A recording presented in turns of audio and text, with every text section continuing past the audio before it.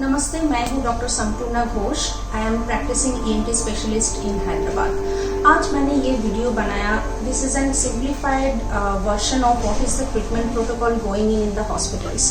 बहुत लोगों के मन में ये भ्रम है कि अगर कोरोना का कोई दवा है ही नहीं तो हॉस्पिटल में जाके भी क्या फायदा है, सब लोग तो घर में ही ठीक हो सकता है। और कुछ लोगों को ये भी लगता है कि हॉस्पिटल जाने से ही लोग मर रहा है। तो ये जो कंफ्यूजन है, इसको दूर करने के लिए I am sharing you the AIIMS guideline of corona treatment कि किसको घर में रखना है और किसको हॉस्पिटल में भेजना है। द बेसिक क्राइटेरिया इज, अगर आपको माइल्ड सिम्टम है, जिसका मतलब है कि आपको बस थोड़ा सा खांसी जुकाम है, आपका टेम्परेचर बहुत हाई नहीं है, आपका कोई भी रेस्पिरेटरी डिस्ट्रेस नहीं है, स्मेल चला गया है, तो आप घर में इलाज कर सकते हैं। The main important thing is isolation, isolation, isolation. चाहे वो आपका पेरेंट्स हो, हस्बैंड हो, वाइफ हो, डोंट बिकम इमोशनल।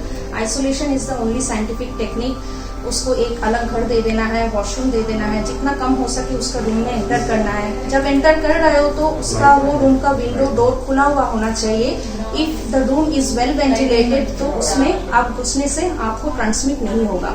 जब भी आप उसके रूम में जा रहे हो, मास्क यूज करना है, ग्लव्स यूज करना है, वापस आके हाथ धो डालना है। तो आपको क्या क्या चेक करना है? आपके घर में एक थर्मोमीटर होना जरूरी है और एक पल्स ऑक्सीमीटर होना जरूरी है। What is called moderate symptom? अगर पल्स ऑक्सीमीटर आप जब देखोगे, उसमें एक आएगा ऑक्सीजन सैचुरेशन, दूसरा आएगा पल्स। उसमें कंफ्यूज नहीं होना, आपको देखना है ऑक्सीजन सैचुरेशन। अगर सैचुरेशन 94 से कम है और रेस्पिरेटरी रेट 24 से ज्यादा है तो आप आ गए ये मॉडरेट कैटेगरी में। रेस्पिरेटरी रेट कैसे काउंट करना है? Very easy. आपको वॉच देखना है, 1 मिनट तक काउंट करना है कितने बार। This is 1 respiration, this is 2 respiration. ऐसे काउंट करना है कि 1 मिनट में पेशेंट कितने बार ब्रीदिंग कर रहा है। अगर वो रेट हाई है तो you are in the moderate category. तब जाके आपको हॉस्पिटल में जाना है। हॉस्पिटल में जाने से सीटी स्कैन करवा जाता है चेस्ट का कि कितना ज्यादा लंग्स इफेक्ट हुआ है। उसके साथ साथ कुछ ब्लड टेस्ट होता है, mainly CRP, D dimer, ferritin. इनसे पता चलता है कि बॉडी में इन्फ्लेमेशन कितना चल रहा है। ऐसे केसेस को हम लोग नॉर्मल रूम में या वार्ड में एडमिट कर सकते हैं। क्या क्या सपोर्ट देते हैं ऐसे केस में? फ्लूइड बैलेंस मेंटेन करना है, किसी किसी को स्टेरॉइड दिया जाता है, एंटीवायरल रेमडेसिविर कभी कभी दिया जाता है। लेकिन ऐसे नहीं सोचना कि remdesivir is some magical drug.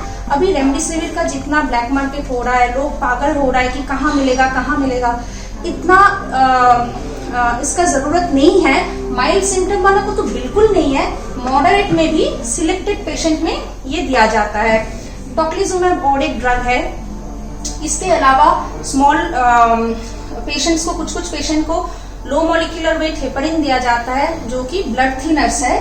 और कभी कभार जबकि ये सब कुछ देते हुए भी पेशेंट का सिम्टम्स इंप्रूव नहीं हो रहा है तो किसी किसी केस में प्लाज्मा भी दिया जाता है, जो कि दूसरे पेशेंट से लिया जाता है जिनको पहले कोविड हो गया है और जिनका ब्लड में एंटीबॉडी टाइटर हाई है।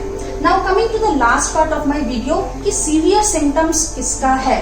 सीवियर सिम्टम्स तभी बोला जाएगा जब रूम एयर में किसी का ऑक्सीजन सैचुरेशन 90 से कम है और ब्रीदिंग रेट काफी जोर जोर से सांस ले रहा है पेशेंट। इसका मतलब लंग्स को तकलीफ हो रहा है रिक्वायर्ड ऑक्सीजन मिलने में। So the respiratory rate is more than 30। ऐसा केसेस में यूजुअली आईसीयू केयर का जरूरत पड़ता है। तो आप लोग ये सोच सकते हैं कि घर में अगर ऑक्सीजन सिलेंडर ले लिए तो क्या उनको आईसीयू में देने का जरूरत है? हाँ, इसमें घर में ऑक्सीजन देना और आईसीयू में ऑक्सीजन देने में डिफरेंस है, क्योंकि ऑक्सीजन देने का भी डिफरेंट मीडियम होता है। घर में जो ऑक्सीजन आप देंगे may be 3 to 4 litre, 5 litre, 6 litre per hour तक आप दे सकते हैं थ्रू अ नेजल कैन्युला। लेकिन जब उससे भी ज्यादा कंसेंट्रेशन का जरूरत है, उसके लिए आईसीयू में तरह तरह का डिवाइस रहता है और जो critical care specialist, nursing staff और पैरामेडिक्स होते हैं, उनके पास वो ट्रेनिंग रहता है कि डिसाइड करे किसको कैन्युला देना है, किसको मास्क देना है, किसको वेंटिलेटर का जरूरत पड़ सकता है। Like this one, this is called high flow nasal cannula.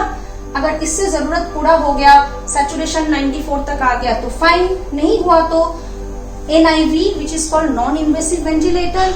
अगर इससे भी नहीं हो रहा है देन जो कॉमन मैन टर्म में लोग बोलते हैं पेशेंट वेंटिलेटर में है, दैट इज दिस वन, जिसमें मुंह से एक ट्यूब लगाया जाता है और उससे वेंटिलेशन मेंटेन करते हैं। इसको बोलते हैं इन्वेसिव वेंटिलेशन। ये सब के बाद भी एक चीज मैं कहना चाहूंगी, कोविड का जो भी डेथ है, जो सुन के इतना पैनिक क्रिएट हो रहा है, क्या वो डायरेक्ट कोविड से है या उसका सिक्वेली से है?